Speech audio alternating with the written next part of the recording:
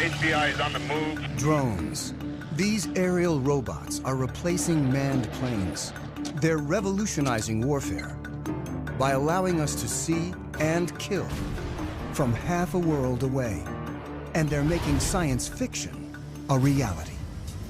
Now, with unprecedented access to drone scientists, engineers, and pilots. Master armed. Nova reveals the technologies that make drones so powerful and the breakthroughs that are leading us into the future.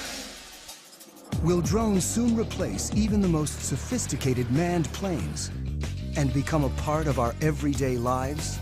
It started out as a toy for my dogs to chase. The worry is that we'll have 30,000 drones crisscrossing the sky, accumulating all this information. They generate opposition both overseas and at home. I speak out on behalf of the rule of law. Now, enter a new chapter in aviation history as Nova takes you inside the rise of the drones. 3, 2, 1.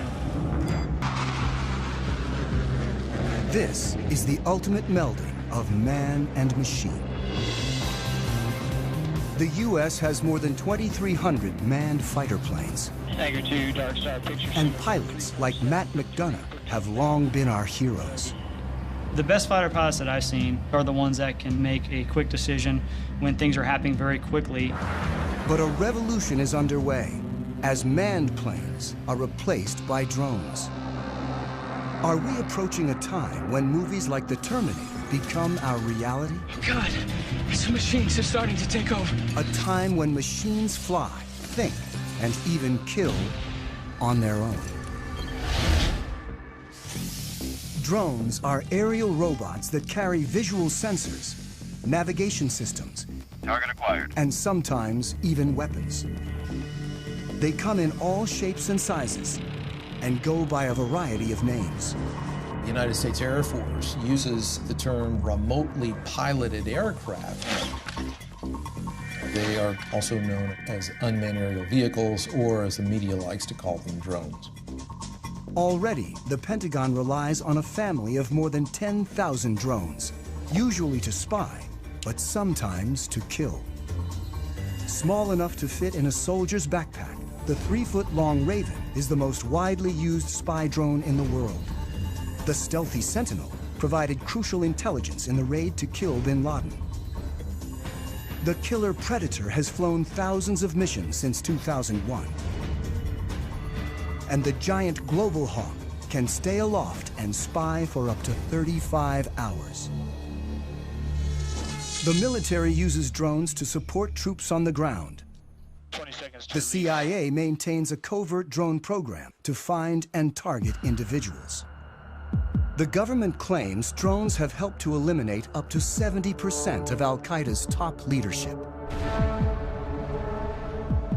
They've been so effective, the Air Force predicts nearly a third of its attack and fighter planes will be drones within a decade.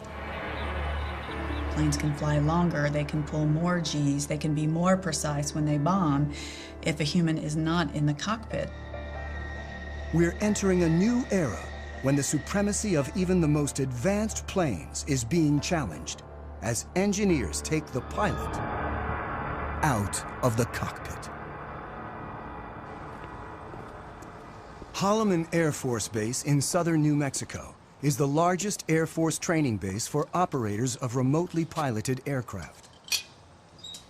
My name is Chad. I'm a captain in the United States Air Force. For security reasons, we've been asked to cover our last names to prevent us from potentially becoming a target of any kind. Captain Chad has flown remotely piloted aircraft in combat for 3 years, and now teaches pilots to fly the world's most famous killer drone. It's known as the MQ-1, or more commonly, the Predator. The Predator has changed warfare, but it's just a hint of what's to come. Where we are in terms of unmanned aerial vehicles is about the same place we were with biplanes right after World War I.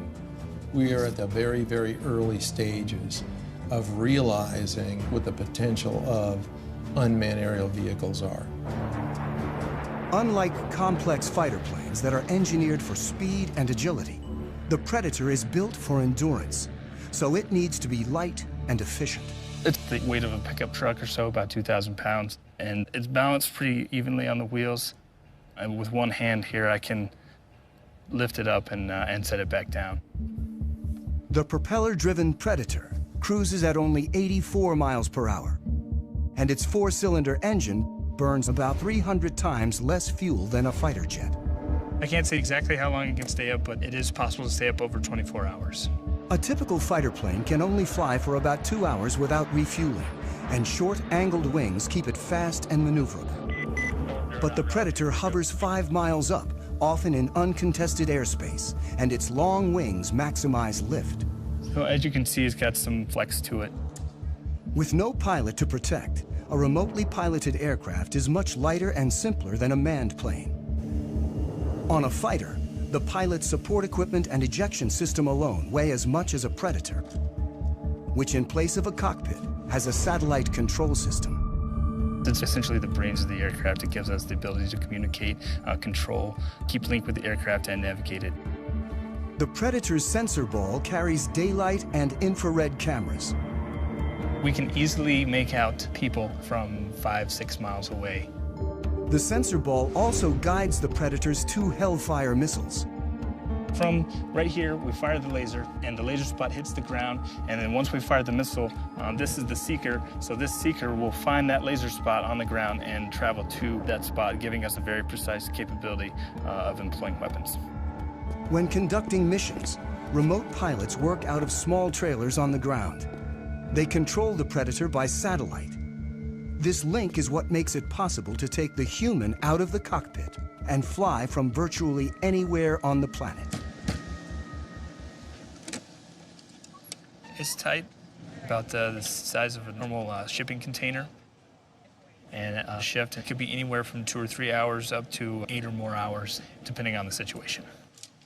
From trailers like this, pilots of the Predator and its larger cousin, the Reaper, have killed thousands of individuals since 2001. In this clip from Iraq, a Predator pilot sees 2 insurgents firing mortars towards a coalition airbase. He tracks them and finally shoots. Flash. The pilot's role is to support troops on the ground and go after threats while trying to minimize civilian casualties. With such high stakes, pilots like Chad need ongoing training. Today, he'll be flying the Reaper in an exercise 50 miles away in the New Mexico desert. All right, Greg, you're gonna be my HVI. I have Shadow on station. He's gonna be watching you. You're gonna be on a group of former soldiers working for a company called Rally Point will run an exercise in which Chad will hunt down insurgents in a mock village. We'll strike you there. Once you die, stay there, drive. 2 will play insurgents, and 1 will be a soldier on the ground communicating with Chad. About to take off now, so we're going to push the throttle up.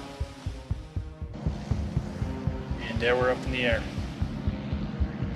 The training mission offers a rare glimpse into the mechanics of how the U.S. uses drones to support troops and prosecute its war on terror.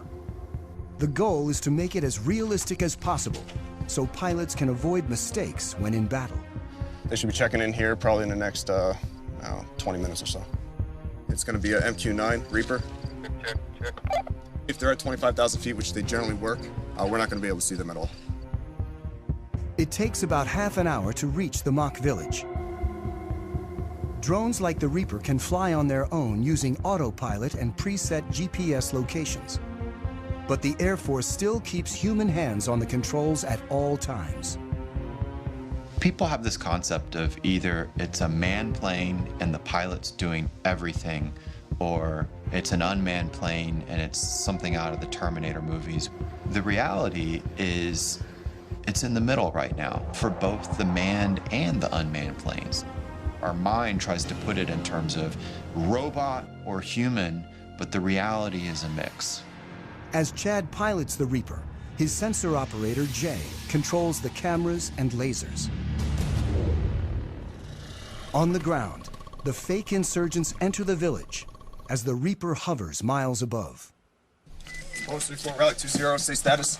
Rally from Bones 3-4, we have eyes on the target. Chad gets direction from the soldier, whose handheld receiver and computer allow him to see what Chad sees. Chad's call sign is Bones. The soldier goes by Rally. And Rally from Bones, we have 2 packs moving around inside the northwest corner of the compound. Bones 3-4 from Rally 2-0, continued shadow. The soldier directs Chad and Jay to follow an HVI, or high-value individual, dressed in black. Rally from Bones 3-4, looks like the one individual wearing black is now getting on the motorcycle and departing the group. Depending on the situation, the decision to kill comes from an intelligence officer who could be anywhere, a battle commander on the ground, or sometimes the pilot. Bones 3-4 from Rally 2-0, looks like that personnel is stopping. Bones 3-4, that's a firm, that's what we got up here. All right, what I'd like to do is go ahead and prosecute 9-line Bravo 1. Copy. Master armed. The sensor operator targets using the laser. This will be a run against the target under our crosshairs. 10 seconds to release. Sensor, you ready? Copy. 3, 2, 1, rifle. And Bones 3-4, weapons away. 25 seconds time of flight. The Predator uses laser-guided Hellfire missiles. The weapons that can be used operate with an air distance of less than 9 feet. You can put a weapon through a window-sized opening with ease. 5, 4, 3, 2, 1, splash. Rally to Bones 09, firm, we have splash, standby for BDA. And Bones Rally looks like good splash. Copy, lasers off, and Master Arm is now safe. The efficiency of having a single craft able to find, follow, and eliminate a target like this in real time represents a revolution in warfare. Let's go back to the middle of the last century. During World War II, it took on the order of months to assemble intelligence from a variety of different sources, whether it be airborne, on the ground, to assimilate that information and then determine what targets might be hit.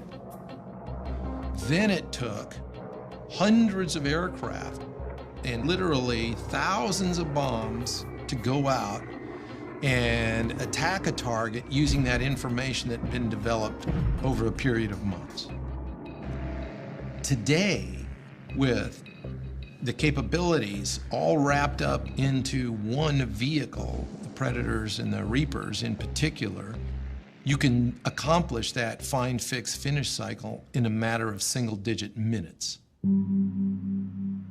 Before the Predator, the military had to design separate aircraft for intelligence gathering and attack.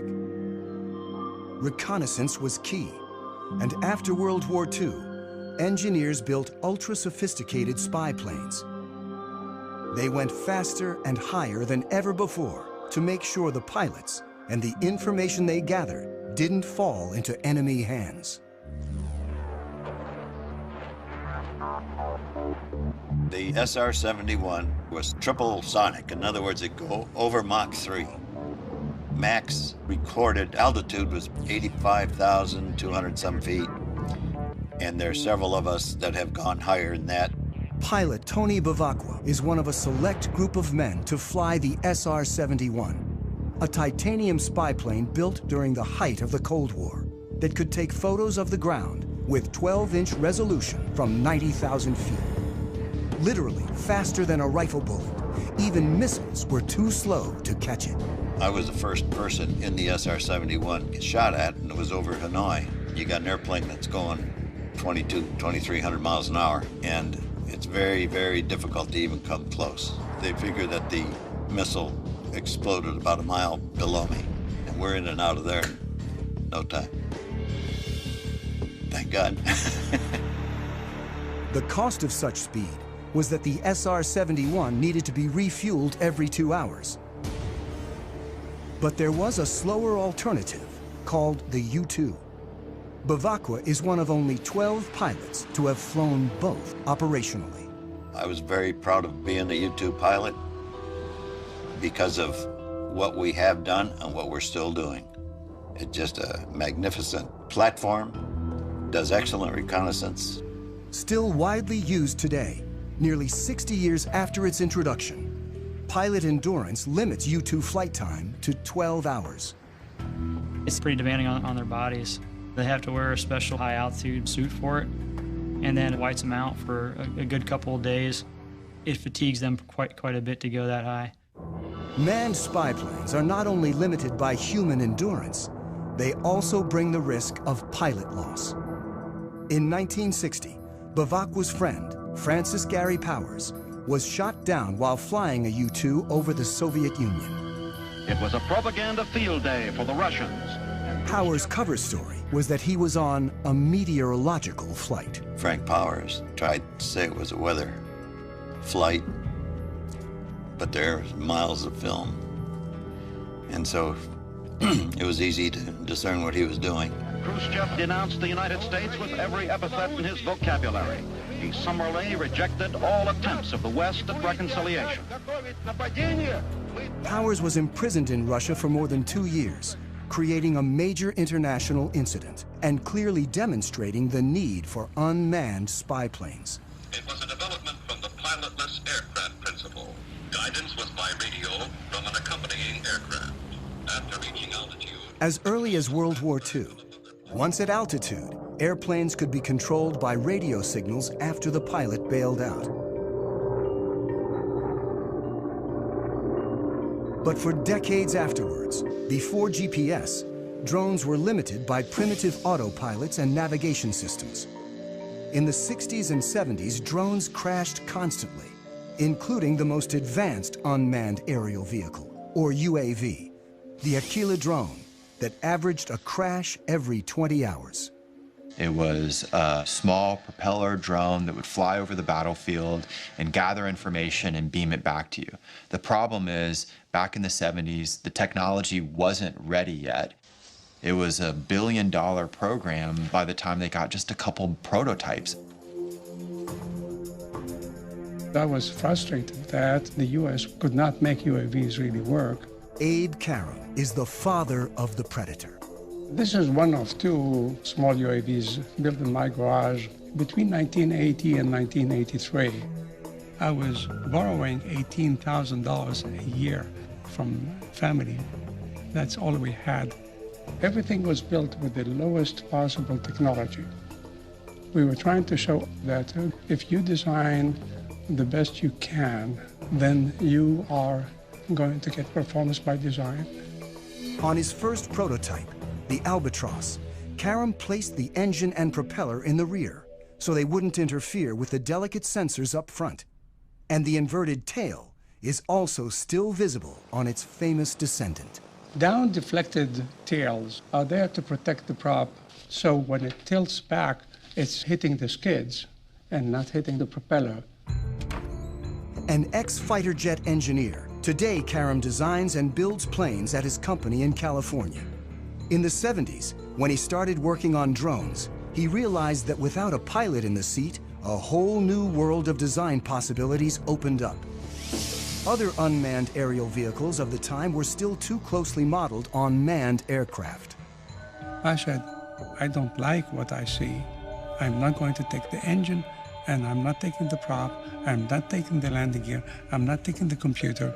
Karam believed that efficiency and lightness were the key to creating an affordable, high-endurance UAV.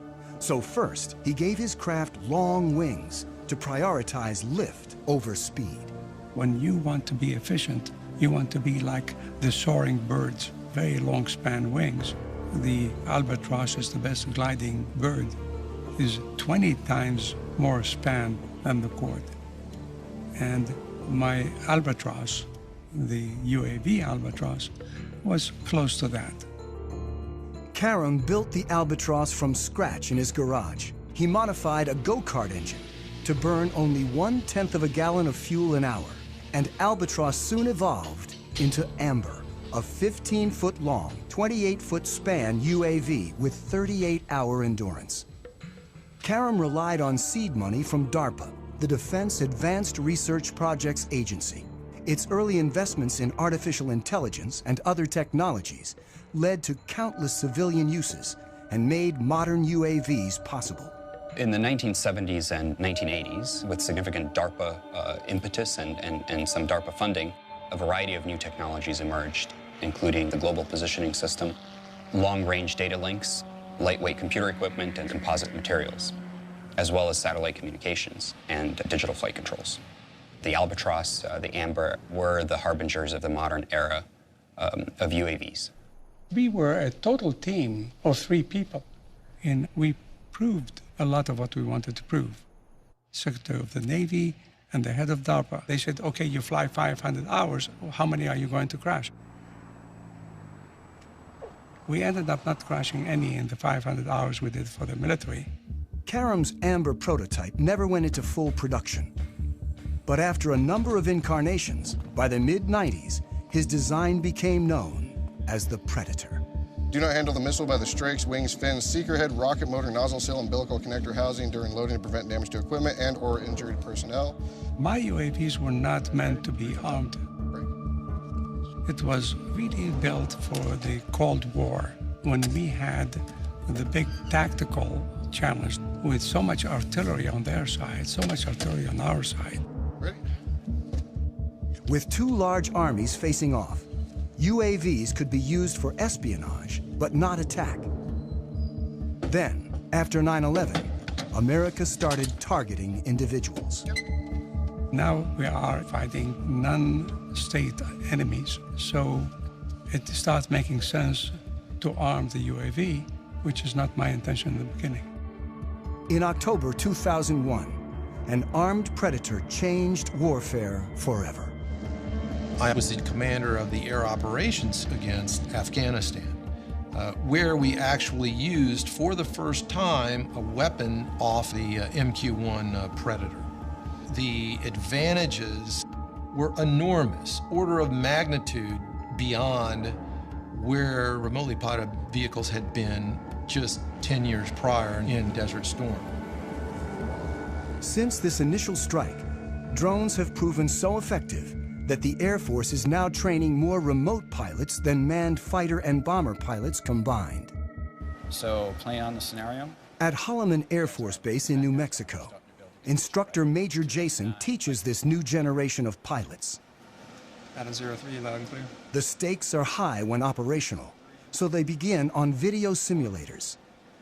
He invents practice scenarios programmed using Xbox video game controllers. Adam 09 from Viking 01, you're cleared hot. Stuff that we can't do in the real plane, I can do anything here, because the world's whatever I want it to be. 3, 2, 1, rifle. It's a controlled environment, and we want them to learn here, so that way when they do go operational, you know, they've already made all those mistakes. Pilot, it doesn't look like I ever turned the laser on, so I don't know where the missile went. How did that happen? If that would have happened in real world, that'd be a really, really bad day.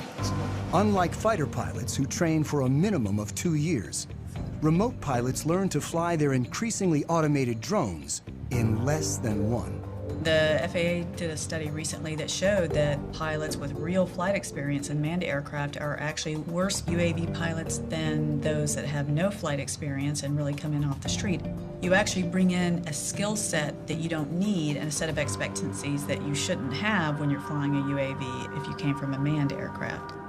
So the Air Force is taking officers off the street with no flight training and putting them through the program, and they've been very successful. They come here, they never went to pilot training like I did. They're here for a few months and then they have to go operational, so it happens real fast. Adam 09, rifle, time of flight, 15 seconds. And when pilots go operational, despite being half a world away from the action, it all feels very real. Mike's one copy splash. It's not like a video game at all.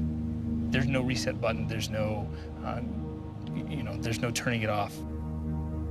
In real strikes, like this one in Iraq, technology actually allows drone pilots to see more than manned pilots ever have. Because we have such a long loiter time, there's potential to have eyes on the target that we are going to blow up for hours ahead of time.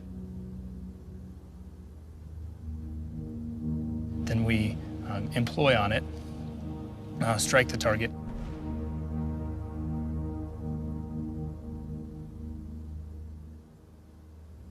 And then stick around for another few hours to watch what happens afterwards. You have to stay there and then stay plugged in and stay focused on the destruction that you just caused from your aircraft. In 2012 alone, the U.S. carried out hundreds of drone strikes across 4 countries. Afghanistan is the only publicly authorized war, while strikes in Pakistan, Somalia, and Yemen are covert CIA operations performed without putting American lives on the line. The technology has enabled us to set aside some of the risk factors of sending a pilot in harm's way. So it's meant that we've conducted a lot more strikes that would have been more problematic if we were using manned systems.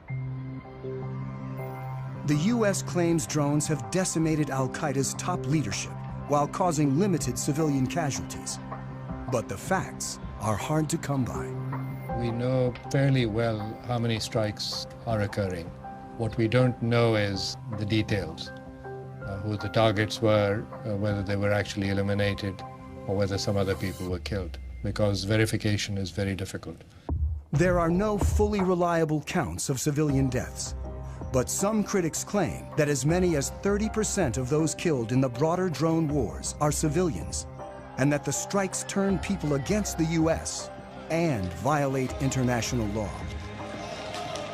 After more than 10 years of attacks, the U.S. officially acknowledged its use of drones to target al-Qaeda members in April 2012, when presidential advisor John Brennan gave a speech. The United States government conducts targeted strikes against specific al-Qaeda terrorists, sometimes using remotely piloted aircraft, often referred to publicly as drones. He was met with a strong reaction. Hundreds of innocent people we are killing with our drone strikes in Pakistan and in Yemen and Somalia. They deserve an apology from you, Mr. Brennan.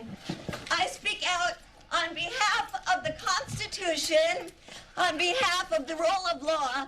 I love the rule of law. I love my country. You are making us less safe by killing so many innocent people around the world. Shame on you. Thank you. It's very critical that the U.S. public understand what is happening with the use of this technology, because it is being done in the name of the United States. Drone technology enables America to strike virtually anyone, anywhere with ease, regardless of national boundaries.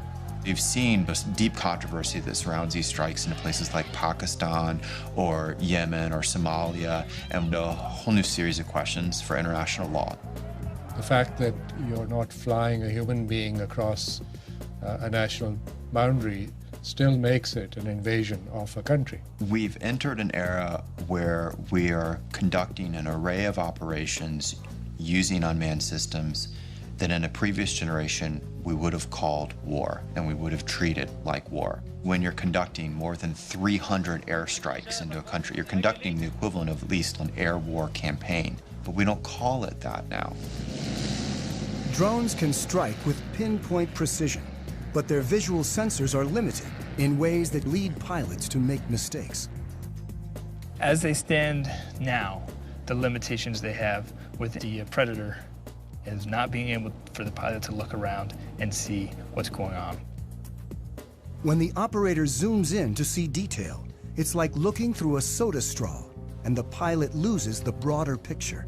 These individual little small sensor balls could generally see only a very small area on the Earth, even if you're up at 20,000 feet.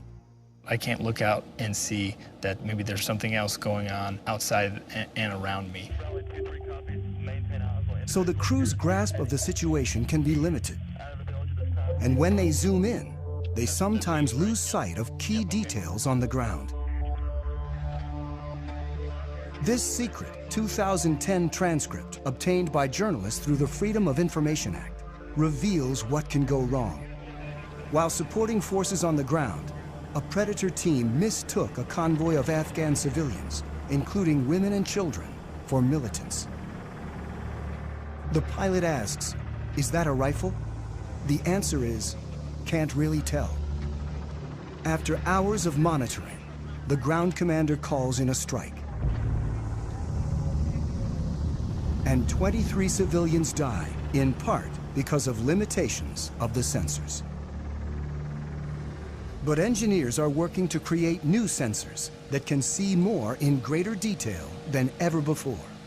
Today, we've developed sensors that can watch with an all-seeing eye and see an area about the size of a small city, all at one time. This is the next generation of surveillance. For the first time, we actually have permission from the government to show the basic capabilities. It is important for the public to know that some of these capabilities exist. Engineer Yanis Antoniadis designed the new sensor, known as Argus. With 1.8 billion pixels, it's the world's highest resolution camera. Argus fits inside this pod that attaches to the belly of a UAV. But because much of the work is classified, we can't see the sensor itself. Because we are not allowed to expose some of the pieces that make up the sensors, so you get to look at pretty plastic curtains. Also known as Wide Area Persistent Stare, Argus is the equivalent of having up to 100 predators look at an area the size of a medium-sized city at once. This image was taken 17,500 feet above Quantico, Virginia, and covers 15 square miles. This whole image is at a very, very fine resolution. So if we wanted to know what is going on in any spot along this image, say near this building at this intersection, we can generate a moving image that shows what's going on in the area. Simply by touching the screen, Antoniadis has opened up a window showing a detailed area, while still maintaining the broader context. And everything that is a moving object is being automatically tracked. The color boxes represent that the computer has recognized the moving objects. You can see individuals crossing the street. You can see individuals walking in parking lots. There's actually enough resolution to be able to see the people waving their arms or walking around, what kind of clothes they wear. And you could pick the location of where you produce these images anywhere in the entire field of view. Antoniadis can open up to 65 windows at once and can see objects as small as 6 inches on the ground. From even 17,500 feet, the white thing that you see flying around is a bird. Argus streams live to the ground and also stores everything, 1 million terabytes of video a day, which is the equivalent of 5,000 hours of high-definition footage. So you can go back and say, I would like to see what happened at this particular location 3 days, 2 hours, 4 minutes ago, and it would actually show you exactly what happened as if you were watching it live. To create the world's highest definition camera, Antoniadis needed to design a new imaging chip. But DARPA, the project's funder, wanted to move fast and keep costs down. So he borrowed technology that most people have in their pockets. Inside this cell phone, okay, we find a tiny little camera. So if you were to take off the majority of it, you'd be left with an imaging chip. If you were to take 368 of these and make a big mosaic out of them and start shooting images, now you have Argus. Unlike the Predator camera that limits field of view, Argus melds together video from each of its 368 chips to create a 1.8 billion pixel video stream. This makes it possible to zoom in and still see tremendous detail. Whether Argus has been deployed in the field is classified. I'm not at liberty to discuss plans with the government, but if we had our choice, we would like Argus to be over the same area 24 hours a day, 7 days a week. That's not very easily achievable with manned platforms. This is where UAVs come in, and they're absolutely the perfect platform. Argus may be mounted on an armed UAV like the Predator, a long-range platform like the giant Global Hawk, or a development craft called the Solar Eagle that may someday stay aloft for years at a time. The U.S. Air Force right now has the ability to archive every single video that comes off of every single UAV. We're moving to an increasingly electronic society where our movements are going to be tracked. While technologies like Argus are expanding the reconnaissance power of UAVs, unmanned aircraft remain vulnerable in other ways. The Air Force's large drones still crash more often than manned planes. The $100 million Global Hawk is nearly 3 times more likely to crash than the U-2 it was designed to replace. Even if there's no pilot to lose, when a drone goes down, it can still be a problem. It doesn't take a thermonuclear brain surgeon to figure out that if you are operating a highly advanced, technologically capable system, that you'd prefer not for it to fall into adversary hands. In 2011, an American spy drone, the RQ-170 Sentinel, was lost over Iran. There was a problem with the aircraft, and it landed in an area it shouldn't have landed in, and that's about all I'm going to say. The Iranians claim they hacked into the drone's control system and took over the craft. And in theory, it is possible to take over any computerized system. You could never call up Maverick in his F-14 if the movie's, Top Gun, and you say, Maverick, talk to me, Goose. Recode all American jets as Russian jets. Tom Cruise would have, laughed his weird cackle and said, no way, man. With a computer, you can do that. Either jam it or even more so, co-opt its operations. And it's a whole new era in war. Opens up a lot of new possibilities and, of course, huge new dangers to think about. Why the Sentinel went down remains classified. But experts point out that drones often crash for very basic reasons. UAVs sometimes aren't that smart. Their self-diagnosis isn't all that smart. And by the time they have a problem, it's too late. You lose the link, lose power, and you're gone. Control can be lost for a number of reasons. When Reaper pilot Chad simply banks too sharply, he loses the satellite link. Uh-oh. The picture freezes, and he's momentarily flying blind. That was me turning. He quickly levels the craft and restores the link. I was turning aggressively, and it had trouble keeping up the satellite link. There is a degree of vulnerability involved with remotely piloted aircraft that have a command link, or they're actually operated by operators, that you can overcome by having a human in the cockpit. Dark Star, football. If for some reason I all of a sudden hear an increase in airspeed, I start to feel a roll, and I'm not intending for that to happen, well, something is going wrong, and I now need to make sure that I'm doing what I need to be doing. Unlike manned planes, drones depend on control links that can be lost, or potentially, as may have happened with the Sentinel, even taken over by the enemy. But what if a craft could operate on its own, free of any links, and even make its own decisions?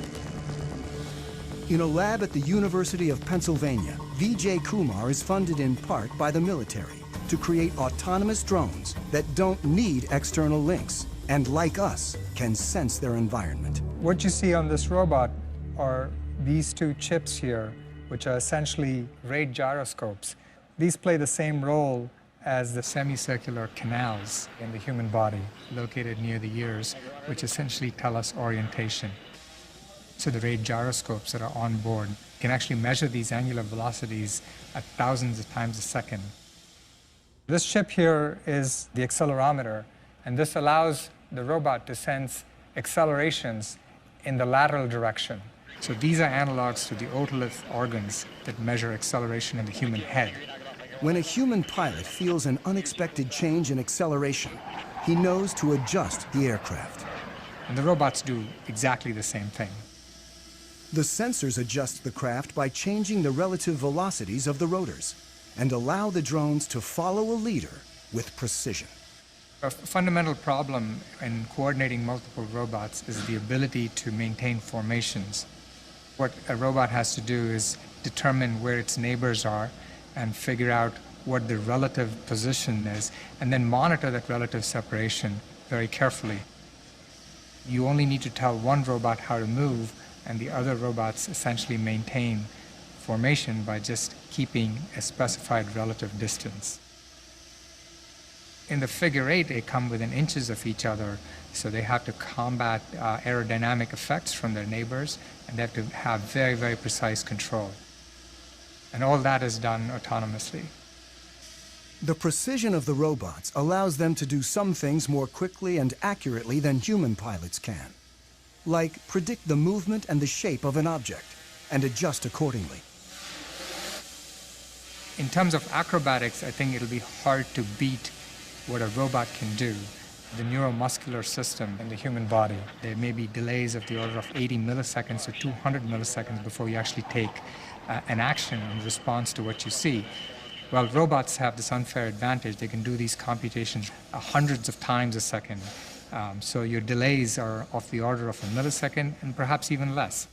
In the lab, the drones communicate with a central computer that uses motion capture, an optical system that tracks silver reflective markers on the robots and tells them where they are at all times.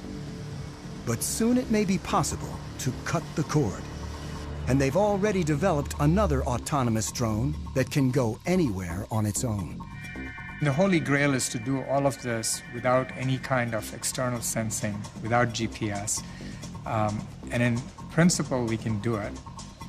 These bigger robots actually rely on observations of external features to tell them where they are in the environment. This drone carries a laser rangefinder that determines distance to obstacles, and a depth camera that reveals 3D information about the surroundings. They carry on board the processing power, the sensors that are necessary to look at the environment, to reason about the environment. So they can take their relative location and the location of the features to build a three-dimensional map. Well, I'd like to see this technology being used for humanitarian purposes. Imagine there's a 911 call from the building. I think we'll soon have the technology that enables, let's say, 20 UAVs to just swoop through the building and within a minute find out who's in each room and then communicate that to firefighters who are waiting outside. But any technology that you develop, there are always people who are going to use it in ways that the designer never intended them to be used. And the key components of drone technology are already available to virtually anyone. Over there. I got into the hobby about 4 years ago. It started out as a toy for my dogs to chase. I'm pretty obsessed with the hobby. I'm currently single, have been for 30 years. No kids. I just live here with my 3 dogs, and I get to spend nearly every night and every weekend working on these things. Corey Brixon of Orange County, California, is one of tens of thousands of drone hobbyists across the country. The basic quadcopter is about $500, which is the frame, the motors, the speed controllers, the electronics that you need. This is actually the GPS sensor, and that's sending the signals out to the satellites. The cameras, as small as they are, they're high-definition footage. Like the Predator, Corey's quadrotor has a programmable autopilot that uses GPS to navigate. He can set locations, altitude, and speed so the craft can fly autonomously. Corey flies for fun, but drones, small and large, are increasingly used domestically for more serious purposes. The Border Patrol searches for illegal migrants with Predators. Police departments are turning to smaller drones for reconnaissance. And thousands of individuals use them for their own, sometimes political, ends. We don't consider ourselves to be animal rights activists. We're investigators. Some of our targets are the pigeon shooters in Pennsylvania, so we had the copter up filming what's going on. There were a couple of shots, and it's slowly losing altitude. And then it takes one more shot, and it's down in the trees. You can hear the shooters start cheering and laughing and all that kind of thing. What they didn't know is that we had more. This incident is the first known shoot-down of a domestic drone, but it may not be the last. The spread of drones has raised concerns about privacy and even led one senator to propose legislation limiting domestic use. I think anybody that can use a device to peer into your activities, even if it's from the air outside your window or the air above your property, I think there's a right to privacy, and I'm all for making sure that all these drones don't come back from Afghanistan and Iraq and get put to purpose here that isn't consistent with our constitutional bearings.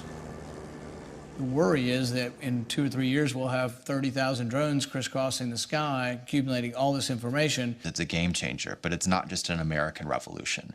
There are more than 55 other countries right now that are building, buying, or using military robotics, particularly in the air. Iran recently announced it has its own armed drone with a range of over 1,000 miles. It's not known whether any of the technology was adopted from the lost U.S. Sentinel. But in the drone's arms race, the U.S. is constantly developing new technologies, like a small flying camera with a twist called Switchblade. The Switchblade will launch out of this tube, and the wings, the tail, the propeller will all spring open. That's why it's called Switchblade. And so when the operator finds the target by looking into the viewing screen, he'll then send a command to the Switchblade that'll enable the Switchblade to basically hone in on that target and detonate its explosive charge upon contact. It's a tool that our customers are very excited about, and it's a tool we think will protect our forces and help save innocent lives. Switchblade's already been deployed, and a killer drone that may someday replace a manned fighter is on the horizon.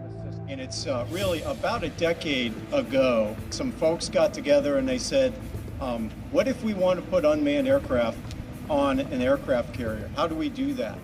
This X-47B prototype is the world's first tailless fighter-sized drone. But it's still a year or two away from its first goal, to take off and land on an aircraft carrier. We're maturing the technology required to take this unmanned vehicle to land on the flight deck autonomously. We're focusing on the mechanics of landing the aircraft, where you have a predetermined position that you're targeting to, and the aircraft can react very quickly to changes in that environment to put itself on that pre-planned position.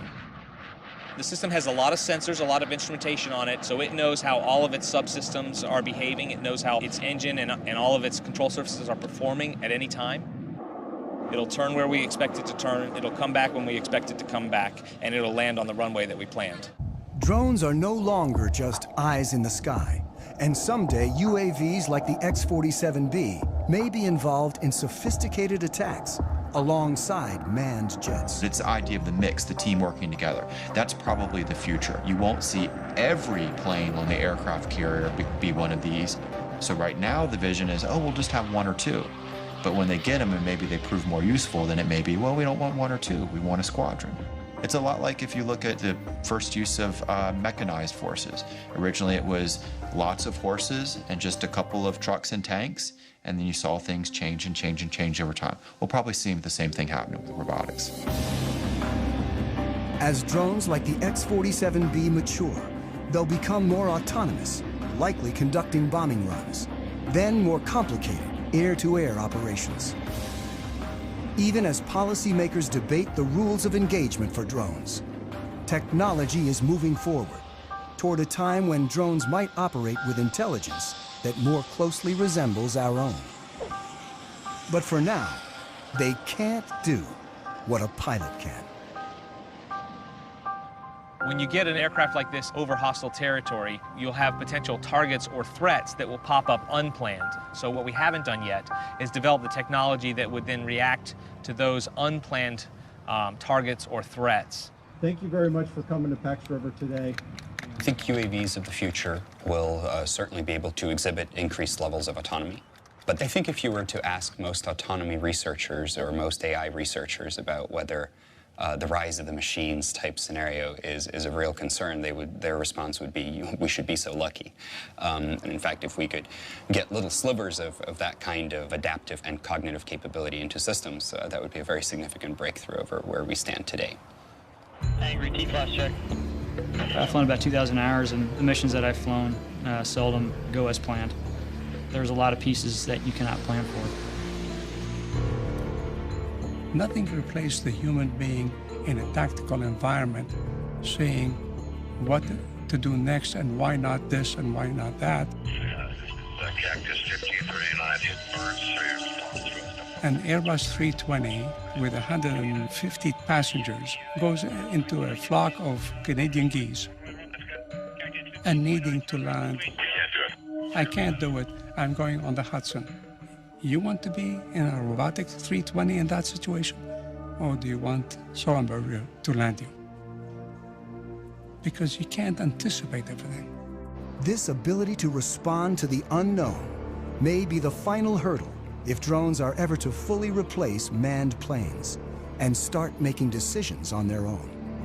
I think we're far, but let me say, I am the last guy who says, impossible.